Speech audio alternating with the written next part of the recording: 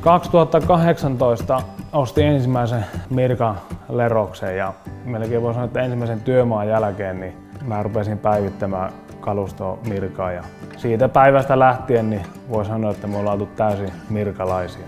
Me ollaan erikoistettu pelkästään kipsilevypintoihin. Työntekijät menee suoraan kotoa työmaalle ja niitä palvellaan sinne kuin maajoukkueen pelaajia. Eli niin kuin maajoukkueen pelaajat menee sinne pukutilaan, niin siellä on kaikki valmiina. Ja samaten toimii meidän työntekijöiden osalta, kun ne menee sinne työmaalle, niin me ollaan toimitettu sinne materiaalit ja me ollaan toimitettu sinne myös kaikki työkalut. Suurin syy se, että minkä takia me myös Mirkan laitteita käytetään, niin on ehdottomasti pölyttömyys. Mutta sitten myös se työn helppous verrattuna niin kuin muihin tuotteisiin. Ja ehkä se, että miten se oli niin kuin painotettu, se koko Mirkan laite, että meillä pystyy niin kuin hennoimmatkin lyhyet maalarit hiomaan sillä niin kuin isoja kattopinta-aloja ja käyttämään sitä päivittäin. Ne jaksaa tehdä sillä töitä. Meillä on se 40 konetta nyt ja meillä on kaikki koneet edelleen käytössä. Ja yhtään konetta ei ole poistettu niin kuin sen takia, että se olisi hajonnut. Viime vuonna esimerkiksi tehtiin yli 700 asuntoa valmiille pinnalle.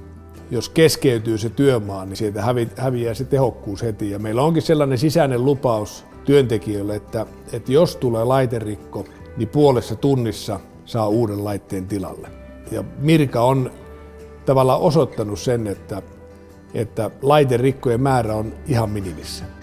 Ja sitten kun se työmaa on valmis, työntekijä lähtee tietenkin sieltä kotiin, mutta meidän logistiikkaprosessi toimii niin, että meillä tulee henkilö, joka hakee sitten ylimääräiset materiaalit, jotka lähtee taas sitten seuraavalle työmaalle.